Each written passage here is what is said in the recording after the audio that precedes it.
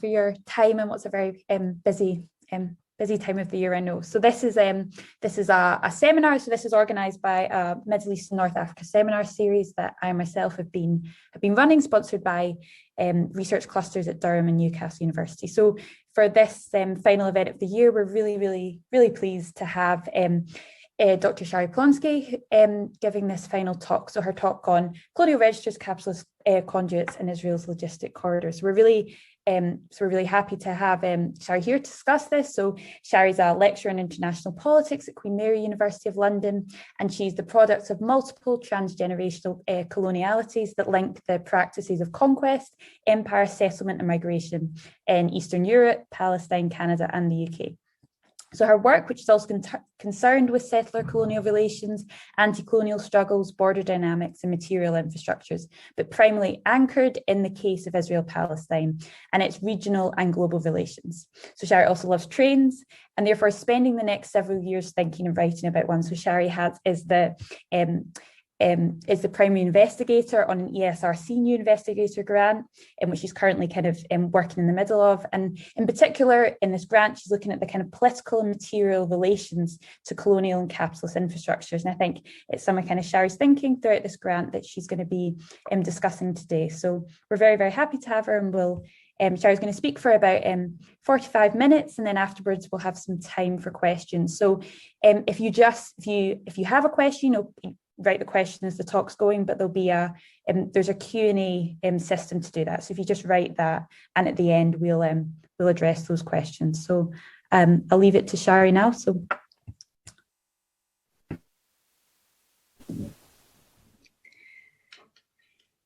Hi, thank you for having me here today, and especially obviously to Aya Nasser and Olivia Mason for inviting me, and to both the Politics Space and State Research Cluster at Durham University and the Power Space and Politics Research Cluster at Newcastle University for hosting me, and obviously to this wonderful Middle East and Geography seminar group. It's been a wonderful day with you all so far.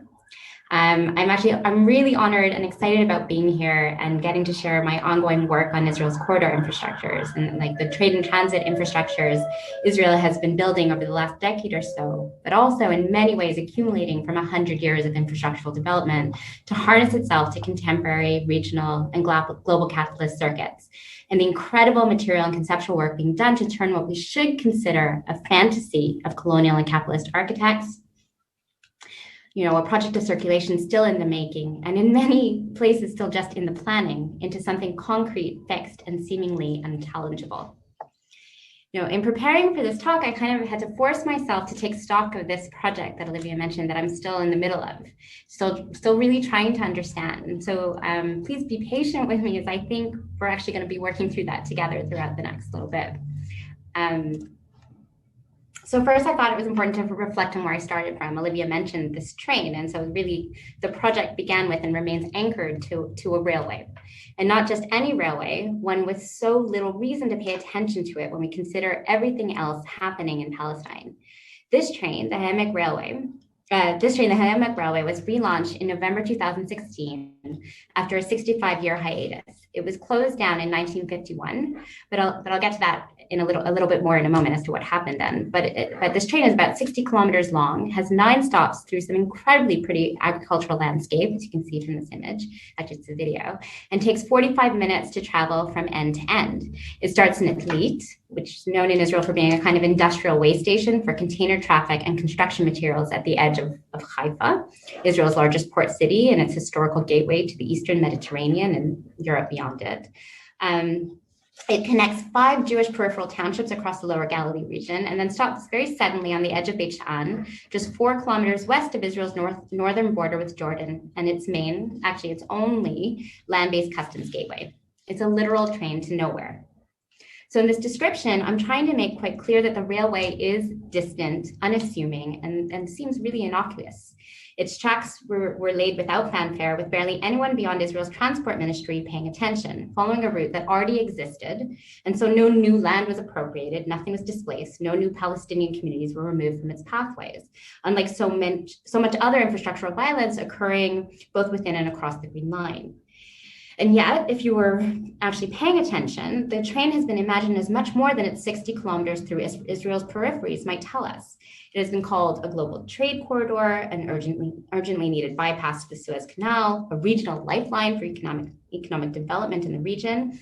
And my favorite of these, by then Israeli Prime Minister Benjamin Netanyahu at the train's inauguration ceremony, a peace train. And in fact, as I'll get to later in my talk, the HaEmek figures as the actual linchpin in a regional transit corridor being imagined between the Mediterranean and the Persian Gulf called the Tracks for Regional Peace Initiative. And so clearly something else is going on here. The train points to a fantasy really discordant with everything we know about Israel and its relationship to its land and sea borders, and yet also begins to tease out a concrete practice for how borders are controlled and bypassed through new forms of making that which seems closed and fixed, actually mobile. And the more I unpick the hidden material workings of this train, the deeper I go into its history, its making, its connection to global and regional transformations, the more I see this train having to tell me. First, about its physical participation in restructuring Palestinian space, both historically and in the present. But then beyond that, how infrastructure actually works to extend and rewrite national, regional, and global space. Because of course, this train does not exist on its own. It is part of a much wider, but also older, structured global capitalist and imperial circuits that sustain and endure in the specific territorial practices that make settler colonialism work in a particular place and time. It is layered with histories, presents, and futures, speaking to and from both the fixed, rigid lines and hypermobile logics, relationships these infrastructures enable and close down, contain other modes of life and living, the way they make and unmake borders, remapping and rewriting. There was a tech glitch. I'll kind of just say that last line, and as we go, you'll get occasional interruptions from me and from my tech masters behind the scenes. So basically, this train tells us of the kinds of relationships these infrastructures enable and close down, the ways they manage space and people, the way they block and contain other modes of life and living, really the way they make and unmake borders and remap and rewrite geographic lines. That was So as a particular entry point into the HaEmek of today and the new economic order it seems to be opening up to Israel and others, I thought we should start with the historical making, expansion, capture, disruption, and rebirth of this train, as well as this huge nostalgia and romanticization with which the HaEmek is treated. And I think is really part of its present story and why it came back to life as Israel's peace train. So the contemporary HaEmek Railway, despite claims to a much grander historical memory, it's just this really truncated version of the Palestine branch of the Ottoman-built, German-engineered Hijaz Railway. And even its name should give you a clue as to how colonial infrastructures work as sites of erasure, because the name Palestine doesn't appear on any of the posters or artwork that decorate the newly built stations along the HaEmek.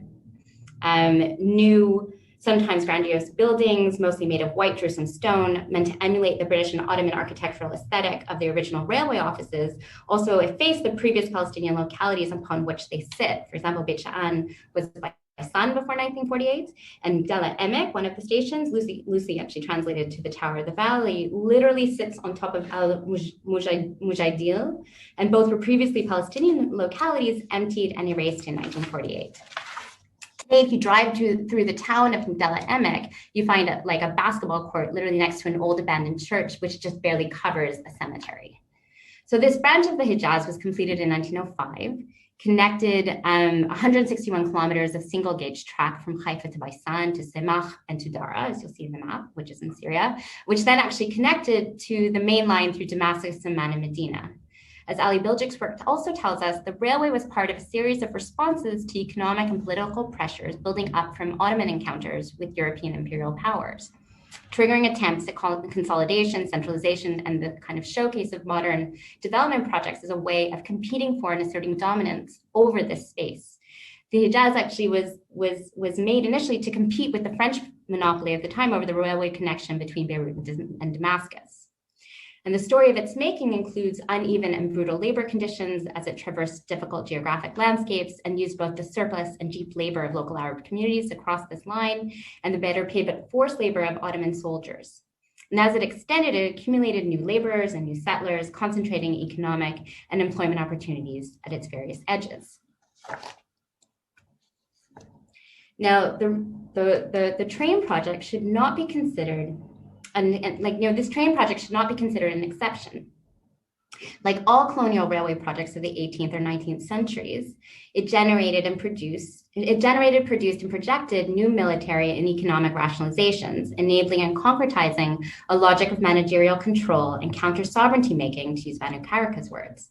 These processes then expanded exponentially with the British Mandate, as the Palestine branch was connected to British railway networks in Egypt via Kantara and Port Said, where the Suez Canal had become one of the world's most important shipping corridors, already profoundly changing how goods and capital circulated between Europe, Asia, and Africa. And when the British made the decision to funnel oil, goods, and soldiers through Haifa, which resulted in them investing in the building of this modern deepwater port that opened in 1933, the Palestine Railway became synonymous with European crossroads remaking the Middle East, fundamental to British conquest and control over the region's political and economic resources, carrying soldiers, labor migrants, materials, and extracted resources from station to station on one hand, and entrenching British modes of governance on the other. Now, I mention all this because railroads are and always have been bound up with war making, with conquest, displacement, and carceral sites, in part because they remake and enable the violent settlement of Indigenous landscapes and the policing of Indigenous space and life. As they moved, railways incorporated new sites into colonial periphery regimes and brought them under jurisdictional and regulatory control, which in turn then opened up future opportunities for settled infrastructures that traveled across both Indigenous and imperial territories and cultivated fundamental connections between global capitalism and colonialism. But I also mention this because they were and still are access points for capital accumulation and surplus labor, because they are incredibly expensive to build and actually even more expensive to manage. But that's another story, which maybe we can talk about later in the Q&A, and I'll leave out for now.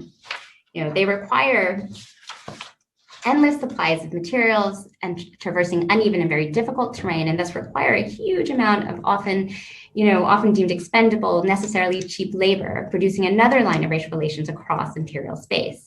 So for example, North America's railroads and really all major extractive or circulatory infrastructures drew its financial backers from the imperial center, for example, London-based banks, financiers, and insurers, to invest their surplus capital that had been siphoned in many cases from producing, owning, and selling slaves. According to Deb Cowan, the Canadian Pacific Railway, for example, was actually almost entirely paid for by Bering Bank's accumulation of funds stemming from compensation for allegedly lost property in the aftermath of Britain's exodus from the transatlantic slave trade. And as Karaka, Aikude, and Lisa Lowe explain, in the wake of abolition and the loss of slave labor, new channels for exploitable surpluses were called from, let's say, China as a newly incorporated site of empire. Labor was cheaper and imagined as already socially dead, something not worth reproducing. And the violence of this practice cannot be understated, as tens of thousands of Chinese laborers lost their lives to the building of the Central Pacific and Southern Railways, and the genocide of an entire ecosystem of Indigenous life. So this is not to say that the railway or any large-scale development project is inherently a project of dispossession and destruction. And yet it's clear to me that infrastructure does particular work in and for colonial terrain, and colonial terrain does particular work through infrastructure, both because this is the history of transit infrastructures, as railways, shipping lanes, and ports and so on were and still are key to constructing colonial capitalist relations and the destructive practices that accompanies their making, and that the present obsession with global transit infrastructures, in particular railways and ports, require an ontological and intentional forgetfulness of these histories of violence as they continue to make and organize violence in the present. So coming back to what I think this project is about, this is a project that helps us see and thus contend with and make visible violence when it has already been scrubbed clean of that blood, in sites already secured against potential disruption and dissonance, where the hyperspeed and noise of electrified freight trains moving across Israel's east-west causeway, or the gargantuan size of ship-to-shore cranes on the edge of a glittering Mediterranean seem tangibly distant, if we think about them at all, from much more visceral spectacles of violence. For example, the brutality of police against protesters and families in danger of eviction in Sheikh Jarrah, or the Al-Aqsa Mosque in Jerusalem, or the rubble of bombed out neighborhoods and human casualties of Israel's recent aerial campaign in Gaza, or even the surveillance tech corridor an integrated system of sensors and AI video analytics that manages population movements along the seam zones on both sides of the security wall in the West Bank. And yet they are deeply connected. And my work over the past few years has been about unveiling those connections, understanding how violence circulates between these very different sites of colonial infrastructures, the ones that make colonialism move and the ones that fix colonial logics in place.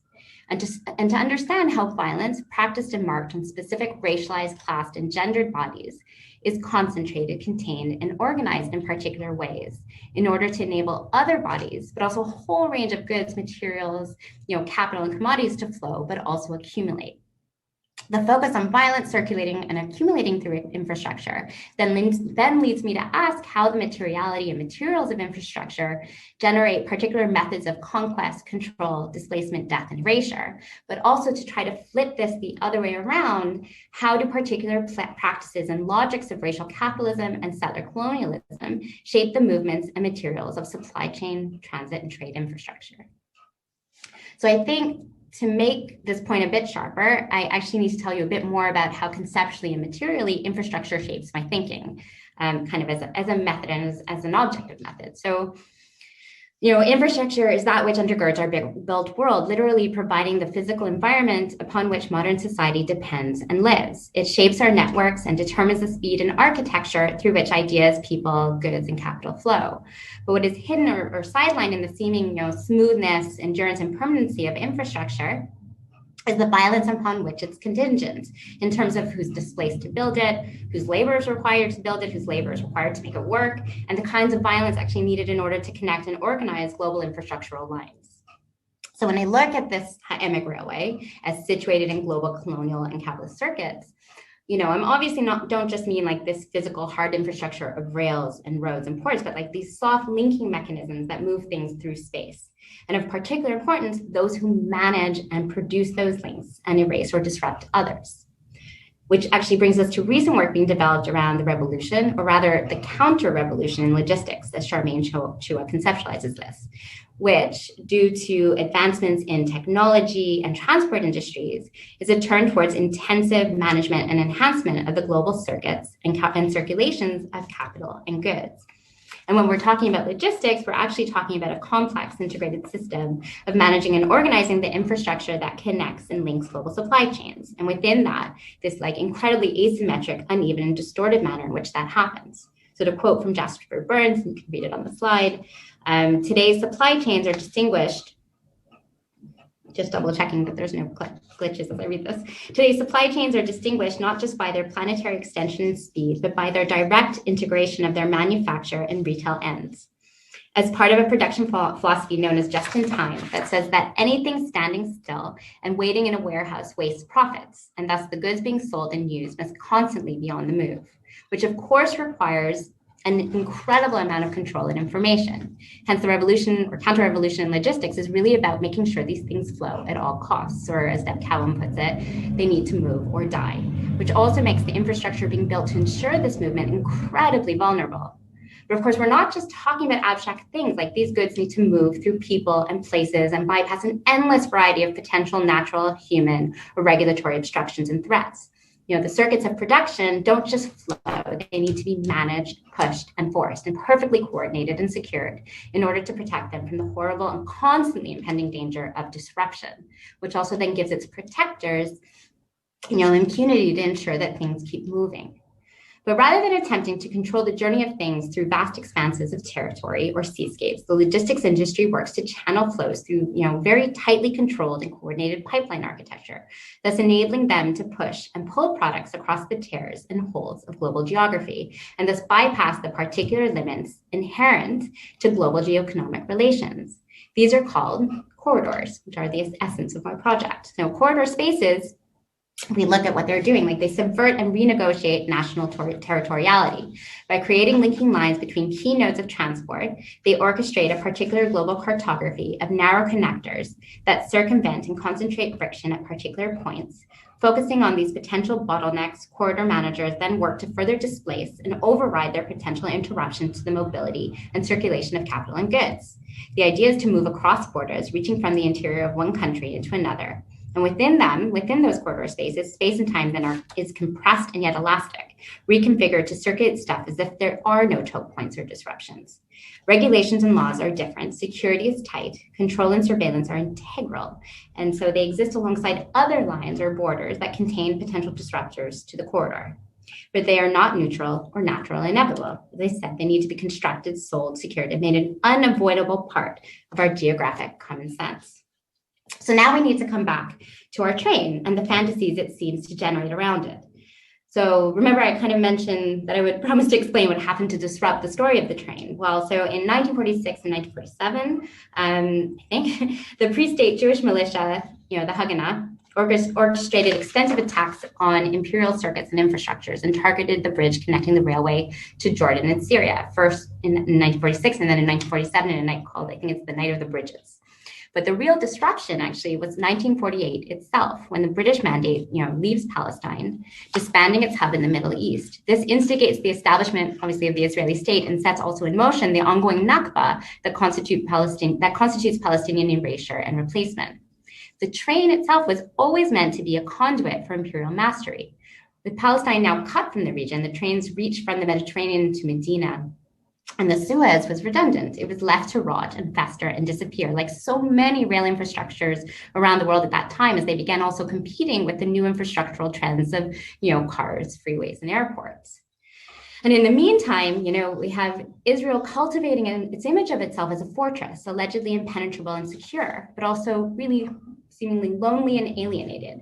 The nostalgia that I mentioned around this train seems to be especially tied to that point, a lonely island in a sea of violence and threat, resilient, a scrappy survivor, the state of Israel. It has then built up one of the strongest economies in the region, known for its security and technological prowess. That is the myth that surrounds, or the nostalgia that surrounds the journey of this train. And in a paper I'm writing with the always amazing, I'm going to give her a shout out, Dr. Nivi Manchanda, we actually trace together the evolution of Israel's securitization and border technology infrastructures by focusing on this moment of rupture, how its approach to its still undefined borders and the violations of life beyond them circuits out of Israel branding itself as left alone after 1948, with the rest of the region integrated into global circuits, and Israel supposedly abandoned by global powers to function on its own. It allegedly needed to make itself defensible and defended.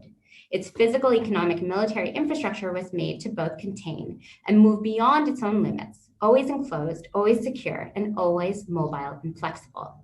So that in that piece of work I'm developing with Dr. Manchanda, that's helped to really consolidate my understanding of how it is that the HaEmek is bound up with this fantasy of Israel as physically disconnected space, capable of controlling all things and people inside and beyond its borders in a region conceived through racial capitalist, and colonial imaginations as already dangerous, dark, and uncontrollable, an essential corridor through unruly terrain. In my conversations with interlocutors from Israel's freight and shipping industry, but also, most ordinary Israelis will also tell you, I'm always told that Israel operates, especially economically, as an island. The most material example of this is the fact that 99% of all trade travels through its ports. Land borders are hermetically sealed to transport except, as I mentioned, through Jordan, and Israel has had little to no formal economic relationships with its Levantine neighbors, and then really none beyond Jordan and Egypt until normalization and the GCC recently changed this.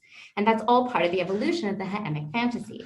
Economic and political ties have always turned westward, and more recently, far eastward in new relations being built with China. But Israel, never actually survives as just an island. It requires and has always required a seemingly bottomless pit of economic and political support from its pre-state days onwards to ensure it survived and survives. As an example, a really obvious one, we need only consider the military aid budget Israel is allotted by US Congress, or the constant promise that Israel will maintain its technological military edge in the Middle East when any other arms deal is being made with US partners in the region. Europe is also always significant here and has remained Israel's most reliable economic partner and funder. And the most obvious recent example of this is the fact that Israel's new offshore natural gas projects in the Mediterranean are being integrated into Europe's new East Med pipeline corridor, a European project of common interest connecting energy suppliers and consumers across Israel, Cyprus, and Greece. Israel, Cyprus, and Italy, I forgot. So that nostalgia surrounding the fantasy of the HaEmek has left most of this out, including a cynical and really willful disconnect by so many global partners and supporters to what happened and is happening to Palestinian space and life.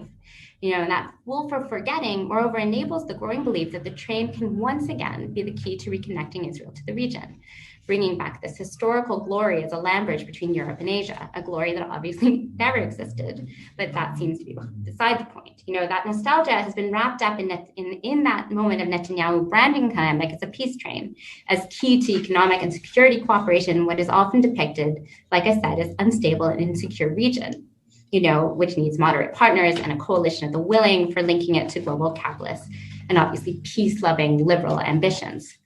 But as I said, it's really quite important to understand that this isn't just about Netanyahu or Israel, because others seem to have clearly bought into it. As I already mentioned, in 2019, the HaEmek train was revealed to the world as the central feature of a project called Regional Tracks for Peace that links Israel, Jordan, Saudi Arabia, and the Gulf Cooperation Council states along the Persian Gulf. And in talks about this, they're clearly reinvigorating the terrain of the Hijaz, of course, minus Syria and adding the Gulf Cooperation Council. Israel's then foreign minister, Israel Katz, he literally shopped around to everyone, but especially in very public events in the UAE, long before the Abraham Accords were ever made public. So in seeing the tax project as, a not so subtle shift in how Israel is being rewritten into both regional and global flows and circuits, we should consider the fact that it actually intends to rely on this kind of also new automated container port terminal that begins operation. It's supposed to begin operation this September and will be run by one of the world's biggest port terminal operators, the Shanghai International Port Group, or SIPG, which then further links Israel to an extensive array of maritime and supply chain routes that are controlled by or connected to Chinese operators. To explain that a bit further, although most of you will probably know about this, since 2013, China has helmed this massive infrastructure project that spans over 10,000 kilometers, aimed at linking sea and land traffic between Asia and Europe. This project, which is known as the Belt and Road Initiative, the BRI, or in more poetic or wistful terms, this New Silk Road, has positioned the Middle East and its Mediterranean access points as one of its key connective causeways. They actually say that if we want to know the future of SIPG port in Haifa, we need only look at Piraeus in Greece, which has grown by 400% since Costco, one of SIPG's partner operators, took over the port in 2016. As part of this Belt and Road project, its potential seems endless. And when you look at that map that I've got in front of you of the BRI, actually all you really see is corridor space. Everything else disappears, as yellow or gray space, to be bypassed and subverted. And as histories of route making in the shipping industry point out, this is actually what the BRI promises. The spaces integrated into the corridor thrive, and those left out become negative space. The BRI project then has reinvigorated global interest in these kind of gargantuan development projects, financed through partnerships between public and private actors that center deepwater ports, railways, and major bypass roads as part of this kind of desperate search for newer, faster, more secure circuits for connecting the different ends of global supply chains. And then has also triggered this immense competition for control over those corridors and the political and economic benefits that allegedly come with it. And then here we have Israel, a country that has, for decades branded itself as an impenetrable fortress, disconnected from the region in physical, social, and economic terms, having really no official diplomatic or economic relations with all but two countries for many years, and even famously calling itself the villa in the jungle in all its racial and colonial significance, and having done everything to culturally, politically, economically link itself to Europe, including through a variety of regulatory and institutional networks, has been reconfiguring itself through this project as connected, or to be more precise, the key to connection, the corridor, and thus allegedly to stabilizing the region. This is not just a fantasy, although to be honest, it's also a fantasy because, as I've mentioned, corridors are pure imagination with concrete and violent repercussions. Now, the imaginative geography of the train line is being harnessed both in Israel and beyond to make this a reality, because as we know, there's a kind of global calculation about Israel that secretly, but not so secretly, buys into, and I mean this literally. its ability to contain Palestine, push violence to its edges, produce high-tech security, surveillance, and arms technologies, while also performing and projecting a kind of European or colonial whiteness vis-a-vis its neighbors and the communities it holds captive and captured. Sorry, just checking. For example, we need only review a few key World Bank or OECD reports to see Israel painted as a desirable economic partner, an easy place to do business with and invest in, a place where entrepreneurialism, innovation, and technological genius apparently thrive, and all of which is seen as hugely important for global commerce and the transport of global commerce, rendered safe and secure amidst a global obsession, particularly in logistics, with security. As Tarek Dana argues in a 2020 piece, there's a global fetishization of both Israel's high-tech industries and military capabilities. But what tends to be erased in this image is that its competitive edge depends on its ability to contain and control human populations. Although everyone is also quite aware of that. Something for which it's often condemned, but it's also clearly celebrated as its success to these industries point to. Sitting in Israel last May, like me sitting in Israel last May, listening to these popping sounds of Iron Dome missiles hitting their targets, I honestly couldn't help but cynically think about the fact that this as like a global stage for Israel's high-tech military industry, for demonstrating to the world how even when it is attacked, seemingly vulnerable, how Israel is capable of containing, concentrating, and displacing violence beyond its main sites and arteries of capital accumulation onto other sites and bodies already deemed dangerous and threatening. So we've already talked about the past, we've talked a little more about the present, and now we're going to talk a bit more about the future of the HaEmek through the Fantasy of the Tracks Regional Peace Project. In Manu Karaka's work, he writes about imperialist actors building railroads as infrastructures of reaction, as attempts to control the future. We get a sense of this mode of governance, policing, control, and containment through following these new tracks across the region. The Tracks Initiative, which has also had this odd little featured role in the economic component of Trump's Prosperity to Peace plan, and even if Trump is gone, we should not assume that the plan is.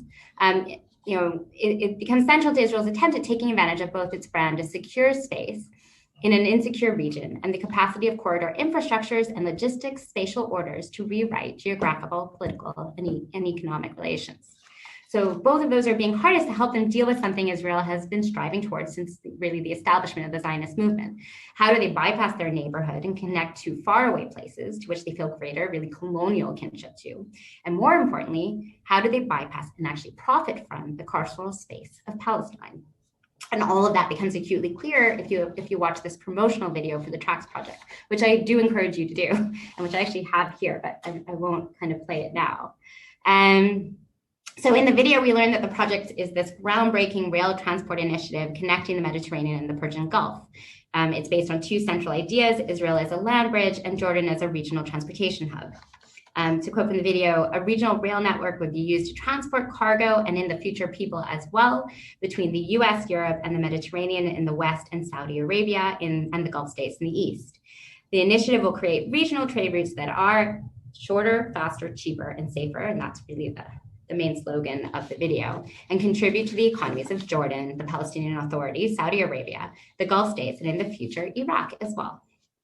But if we contend with these descriptions of unending flows, this immense potential for growth and wealth, through our understanding of colonial and capitalist circuits, we get a sense of what the video and the fantasy makers and managers of this future HaEmek corridor are really doing, and which I hope you can get a sense through these different screenshots that I have here on the slide. So they're trying to corroborate the idea that the region has inherent political and geographic limits, really because Israel has been excluded for so long, and then showcase the opportunities that can be opened through new circulations to the east and west through Israeli space. And it's being visualized by this red line that's constantly moving and expanding across the screen. This is then contextualized, and it's doing that all the time, these layers of comparison. This is then contextualized with crude cartoon fire bombs, which you can also see here, disrupting movement and signaling who and what threaten this vision of a peaceful, moderate, coordinated, and mobile Middle East. For example, through Iran via its proxy, the Straits of Hormuz, and Somali pirates via Bab el-Mandab. Haifa port in Israel presents then the counterpunch to this picture, with its, as I said, its proven record of military expertise, cutting edge technologies, and entrepreneurial success. And then, you hear the narrative telling us that, and I have the quote here, from a strategic viewpoint, the initiative could strengthen the region's pragmatic camp. Public and private sector collaboration is essential for realizing this initiative, which will change the region, strengthen economies, contribute to stability, and promote, of course, peace. Of course, throughout all of that, it's also always saying faster, safer, cheaper. This is faster, safer, cheaper. And as the video ends, we're then told the initiative is necessary, desirable, and possible. Now, in understanding the tracks as I said before, as infrastructures of reaction, as future signifier of who controls, who moves, who's grounded, who is outside, we get a clear sense of how those red lines in the video move with existing and enduring colonial anxieties and the material outcomes they produce in their wake. We're supposed to be reading this with all the stuff I've said so far. So now let's imagine Israel, the villa, the island, the fortress, the settler state, organizing and securing circulation in the region as producing the Middle East through its gaze. Really, it sees it as a jungle of dark, dangerous, and controllable spaces, bodies, lives, and politics. But this is not just its gaze now. The colonial and capitalist circuits and conduits that function through Israel and to which Israel has always been connected are present here. And, and that gesture towards Palestine, or rather its incarceration and erasure, feels really tangible here by both Israel and its regional and global support systems. Now, for those who watched this video in 2019, the idea of direct transit routes through Saudi Arabia and UAE seemed fantastical. Yet now, with these kind of normalization agreements happening, suddenly this seems much more concrete. So, oops, that's going to do that. There we go. So last slide, I promise. So when I began my talk, I said we were going to work through things together, to try to figure out what this work is about, what I'm genuinely trying to say by thinking and seeing with the train, or to use Ted Cowan's methodological framing by following it.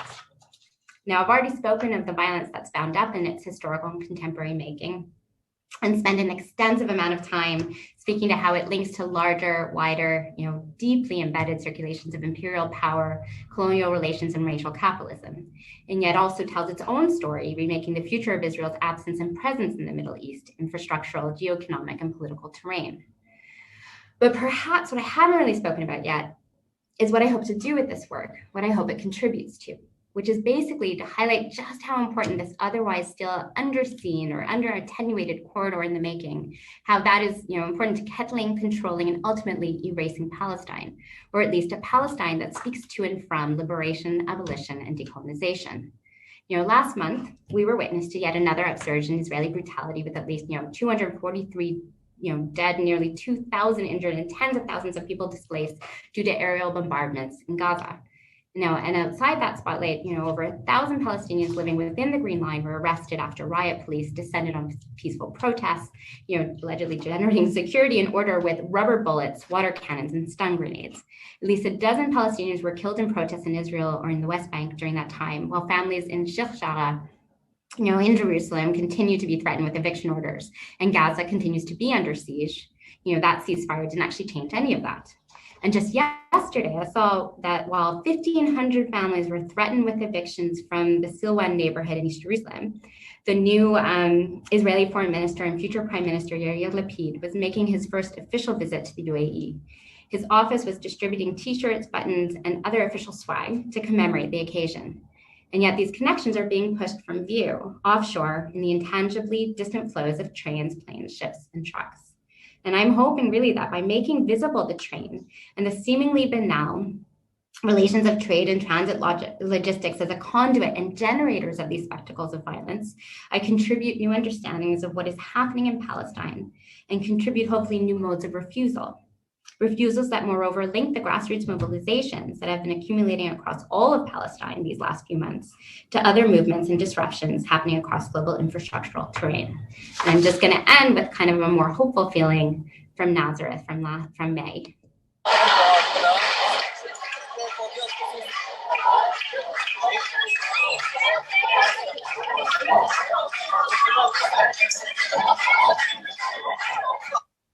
Yeah, just a little bit of joyful noise to end my talk.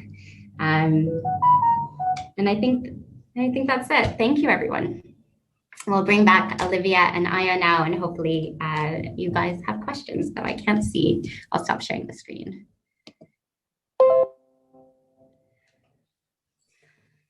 Thank you so much, Sharri, for this wonderful, wonderful talk. I mean, Sharri was with us earlier today also for a seminar, and she has given us so much food for thought, questions, and also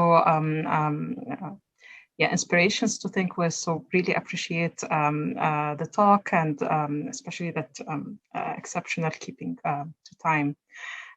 So for everyone who's present, we have like various ways of doing Q&A. So there is a Q&A box. Please feel free to put your question in. I think if you raise your raise hand through the raise hand function, we'll be able also to see you and actually get you to talk. And I think we have a first question actually, Sharri, in the Q&A. So this is from, I don't know if you can see it or I can read it out loud. So this is a question that says, hi, Sharri, who would own the land that the train would run through? How will this affect maritime? Haifa becomes a beta plus city and Israel becomes a geopolitical economic superpower? So it is basically a question that is interrogating also questions of land ownership and changing natures of maritime, geopolitical and political economic entanglements. So I guess we'll start there and hopefully questions will accumulate a little bit. Hi, Sakib, how are you? So first of all, there's so much I could say to that. Like, so obviously it's not about changing ownership of the particular infrastructures because they're obviously, so this is the thing about corridors is that they still operate as national projects, but they operate also as part of global space. They have like both their kind of landed investment in the particular place and those global in that global terrain. So I don't know if anybody ever thinks of Israel as becoming an economic superpower or any kind of superpower. It's more about thinking about Israel being harnessed to other global powers and is always harnessed, right? Like it has always been part of those larger conversations about economic and political control of the region. Both when it was, this was a Palestinian space or when it was a mandate space, or when it was, as it's colonized, it has always featured, I think, as part of these larger power infrastructural relations. I think that's the best way I can answer that question. And also but at the same time, like the really odd, crazy thing about that video, again, like really I highly recommend people just watch it because it says so much. Like it does two things with mobility and growth. Like there's a constant movement of red lines across the space, like showing you that nothing is getting in the way of it, which has to do with that whole land accumulate, like, the whole property regime Sakib was asking about, like it obviously still, it doesn't actually move that way. It's a fantasy, which is really channeled and controlled. And at the same time, there's all this like thing about money, like, oh, look at how much things will grow, how much money will grow, how much trade will grow, how much more will move, if only we did this. So yeah, that's pretty much what I wanted to say to that. May I follow up with this until people gather their questions? So Sharri, throughout your talk and also in our seminar before that talk, you talk a lot through the language of fantasy and sort of promise of futurity. So I was wondering if you can tell us a little bit about how this kind of language and imagination also play out in your research project. I find it fascinating, basically. Yeah, well, like I think that like actually that's how the project for me started, was about the fantasy around this like literal train to nowhere. Like how is it being to understand this imagination of corridors as flowing space? Because if you start breaking them down into their parts, it's anything but flowing. Charmaine Chua talks about the density of infrastructure, right? Like that these sites that are allegedly supposed to enable things to flow are like deeply sites of capture, right? Like they're hugely dense, they're really big, they cannot be moved, they are really expensive to build and so on and manage and so on.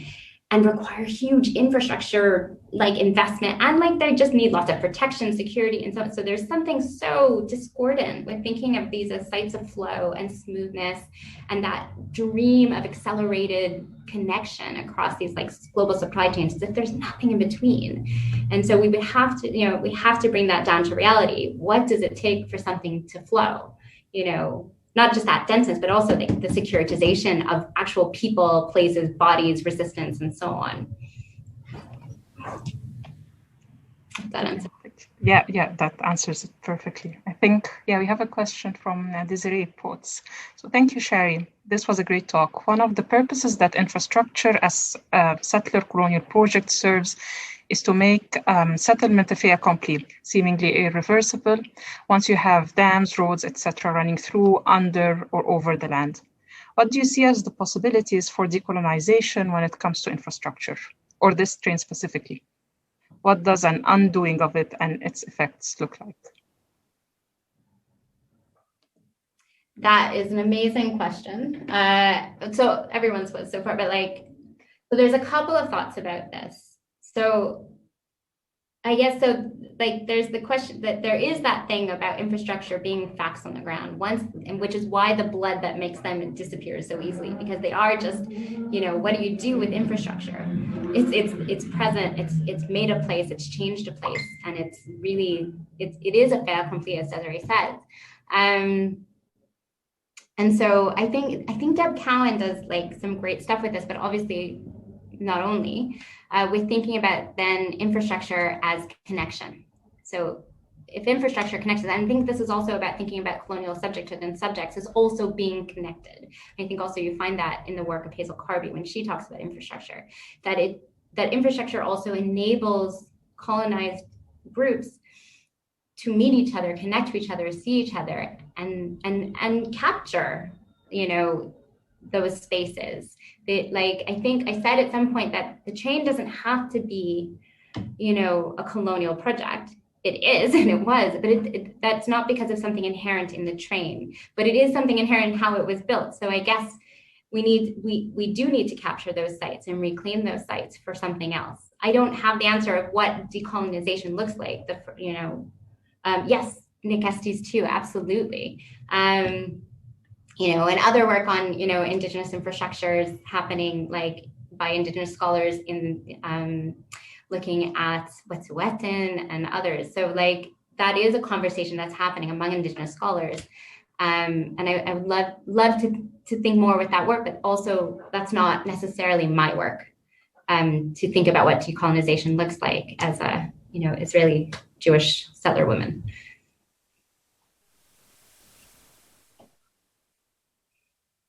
Right. I think also that ties in nicely with the last slide you mentioned, Sharri, with questions about refusal and sort of dismissal and disrupting questions of infrastructure, the temporality of and the flow of infrastructure. I think we might have lost Sharri for a glitch. Oops. Yeah, there you go. No, here you are. So if there aren't any more questions, I think I'll leave the last question or the last concluding comments for Olivia.